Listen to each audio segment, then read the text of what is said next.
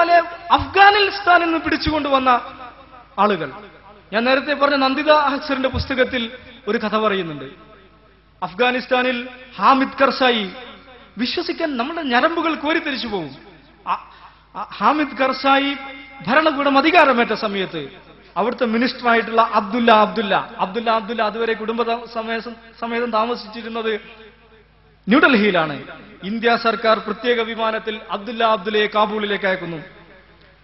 എന്നിട്ട് ആ വിമാനത്തിൽ അബ്ദുല്ല അവിടെ ഇറങ്ങിയതിനു ശേഷം ആ വിമാനം തിരിച്ചു വരുമ്പോൾ അമേരിക്കൻ സൈന്യത്തിൽ നിന്നും ഏതാനും താലിബാൻ തടവുകാരെ ഏറ്റുവാങ്ങിയതിനു ശേഷമാണ് ആ വിമാനം തിരിച്ചു വന്നത് എന്നതിനെ കുറിച്ചുള്ള ധാരാളം റിപ്പോർട്ടുകൾ പല മാധ്യമങ്ങളിലും വന്നിട്ടുണ്ട്. ആ തടവുകാരിൽ ചിലരെയാണ് പാർലമെന്റ് ആക്രമണത്തിന് ഉപയോഗിച്ചത് എന്നാണ് നന്ദിത അഹ്സറുടെ വാദം. അപ്പൊ ഈ സ്വഭാവത്തിൽ പല സ്ഥലത്തു നിന്നും പിടിച്ചുകൊണ്ടുവരുന്ന ചെറുപ്പക്കാരെ മയക്കുമരുന്ന് കുത്തിവെച്ച് കയ്യിൽ തോക്കും കൊടുത്തു വിടുക. മുസ്ലിം ചെറുപ്പക്കാർക്കിടയിൽ മൗലവിമാരെയും മൗലാനമാരെയും സൃഷ്ടിച്ച് ചെറുപ്പക്കാർക്കിടയിൽ കടുത്ത വംശീയമായ കടുത്ത തീവ്രവാദം കുത്തിവെച്ച് അവരെ ചാവേറാക്രമണങ്ങളിലേക്ക് നയിക്കുക. ഈ മൗലാനമാരെയും മൗലവിമാരെയാണ് ഇൻസ്റ്റിഗേറ്റേഴ്സ് എന്ന് പറയുന്നത്. ഞാൻ SIO-വിന്റെ കേന്ദ്ര സമിതിയിൽ കുറെ കാലം ഉണ്ടായിരുന്നു. അവരനുഭവം വെച്ച് പറയും, ഉത്തരേന്ത്യയിൽ SIO പ്രവർത്തകർക്ക് നമ്മൾ കൊടുക്കുന്ന ക്ലാസുകളിൽ വളരെ പ്രധാനപ്പെട്ട ഒരു സംഗതിയാണ് ഈ ഇൻസ്റ്റിഗേറ്റേഴ്സിനെ സൂക്ഷിക്കുക എന്നുള്ളത്.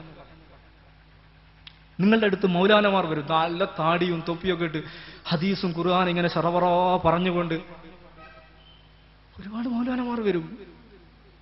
ഈ അതിമൗലാനമാരെ സൂക്ഷിക്കുക.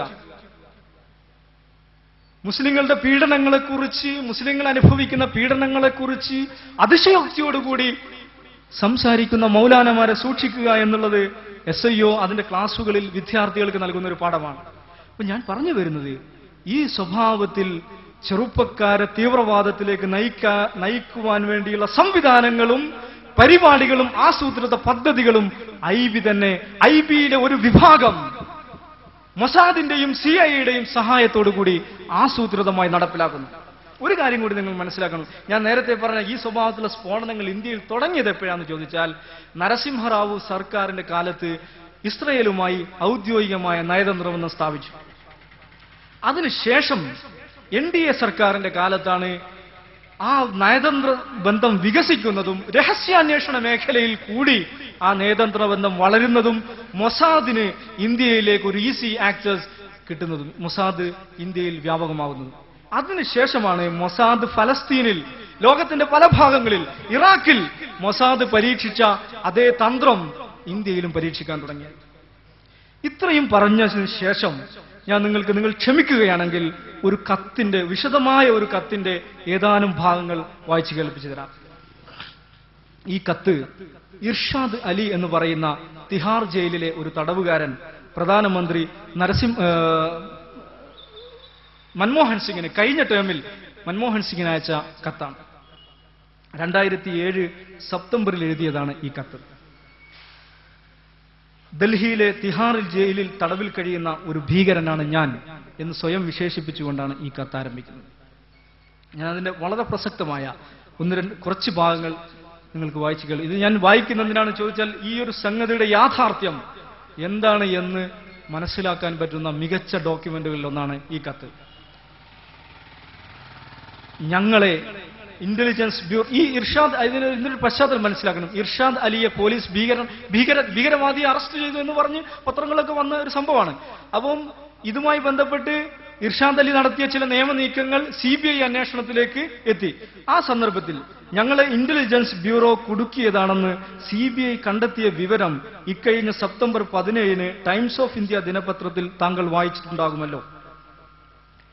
ഈ റിപ്പോർട്ട് അവിടം കൊണ്ട് അവസാനിച്ചിട്ടില്ലെന്നും കുറ്റവാളികളെ പിടികൂടാനായി അവസാനിപ്പിച്ചിട്ടില്ലെന്നും കുറ്റവാളികളുടെ നേരെ വിരൽ ചൂണ്ടിയിട്ടുണ്ടെന്നുമാണ് ഞാൻ സംശയിക്കുന്നത്.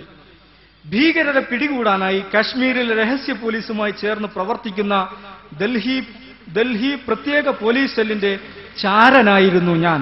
നിങ്ങൾ മനസ്സിലാക്കണം, ഡൽഹി പോലീസ് സെൽ, നേരത്തെ പറഞ്ഞ മുഖ്ബിർ, ഇൻഫോർമർ എന്ന് പറയുന്ന ഡൽഹി പോലീസിന്റെ ചാരനായി പ്രവർത്തിച്ചിരുന്ന ആളാണ് ഇർഷാദ് അലി.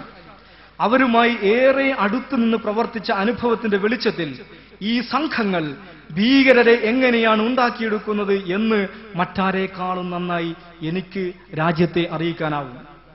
ഭീകരതയ്ക്കെതിരെയുള്ള യുദ്ധത്തെ ശുദ്ധ അസംബന്ധമായി മാറ്റിയെടുക്കുകയാണ് ഈ ഏജൻസികൾ ചെയ്യുന്നത്. ഭീകരരെ ഭീകരാക്രമണം നടക്കുന്നതിന് മുമ്പേ കണ്ടെത്തുന്ന പതിവുള്ള ഇവർക്ക് എന്തുകൊണ്ടാണ് മുംബൈ ഡൽഹി സ്ഫോടനങ്ങൾ നടത്തിയ കുറ്റങ്ങൾക്ക് ഒരുത്തനെ പോലും പിടികൂടാനാവാത്തത് എന്ന് അങ്ങ് ചോദിക്കുമോ എന്ന് പറഞ്ഞ് തങ്ങളുടെ സ്ഥാനമാനങ്ങൾ നിലനിർത്താനും, ഇത് നിങ്ങൾ ശ്രദ്ധിച്ച് മനസ്സിലാക്കിക്കോ, തങ്ങളുടെ സ്ഥാനമാനങ്ങൾ നിലനിർത്താനും സ്പെഷ്യൽ സ്ഥാനമാനങ്ങൾ നിലനിർത്താനും പാരിതോഷികങ്ങൾ വാരിക്കൂട്ടാനും ഭീകരരെ ഉണ്ടാക്കിയെടുക്കുകയാണ് സ്പെഷ്യൽ സെൽ ചെയ്യുന്നത്. രാജ്യത്ത് എണ്ണമറ്റ ചെറുപ്പക്കാർക്ക് അവർ ഏജന്റുമാരായി തൊഴിൽ നൽകുന്നുണ്ട്. നാമമാത്രമായ ശമ്പളത്തിൽ ഒരുതരം കരാർ വ്യവസ്ഥയിലുള്ള ജോലി, മതിയായ പോലീസ് സംരക്ഷണവും ഒരു മൊബൈൽ ഫോണും ലഭിക്കുമെന്ന ആകർഷണമേ ഇതിനുള്ളൂ. എവിടെയെങ്കിലും താമസ സ്ഥലം സംഘടിപ്പിക്കാനും സമയം കിട്ടുമ്പോഴൊക്കെ നഗരത്തിൽ ചുറ്റി നടന്ന് ബന്ധങ്ങളുണ്ടാക്കുവാനാണ് ഏജന്റുമാർ ഞങ്ങളോട് ആവശ്യപ്പെടുന്നത്. പ്രധാനമായും തൊഴിലില്ലാത്ത ചെറുപ്പക്കാരെയാണ് ഇവർ ഒപ്പം കൂട്ടുക. തരക്കേടില്ലാത്ത ഒരു സംഘം രൂപീകരിച്ചു കഴിഞ്ഞാൽ ചെറിയ തോതിൽ പിടിച്ചുപറിയും കൊള്ളയടിയും നടത്താൻ നേതാവ് ഇവരെ പ്രോത്സാഹിപ്പിക്കും. ഇതിനാവശ്യമായ ആയുധങ്ങളും വാഹനങ്ങളും സ്പെഷ്യൽ സെൽ വഴി അദ്ദേഹം രഹസ്യമായി എത്തിച്ചു കൊടുക്കും. നഗരത്തിലെ അറിയപ്പെടുന്ന കാർ മോഷ്ടാക്കളിൽ നിന്നാണ് പോലീസിന് കാറുകൾ ലഭിക്കുന്നത്. തങ്ങൾ ഒരിക്കലും പിടിക്കപ്പെടുന്നില്ല എന്ന തിരിച്ചറിവ് ക്രമേണ ഇവർക്ക് ഏജന്റിൽ ഉറച്ച വിശ്വാസം രൂപപ്പെടാൻ സഹായമാകുന്നു. അങ്ങനെയാണ് ഓപ്പറേഷനുകൾക്ക് തുടക്കമാവുന്നത്. നേതാവിൽ വിശ്വാസമുറപ്പിച്ച് ഇവർ ലക്ഷ്യസ്ഥാനത്തേക്ക് പുറപ്പെടുമെങ്കിലും ഈ സമയത്ത് ചതിയിൽപ്പെടുത്തുകയാണ് ഉണ്ടാവുക. കാത്തുനിൽക്കുന്ന പോലീസിന്റെ വലയിലേക്ക് ഇവർ മത്സ്യം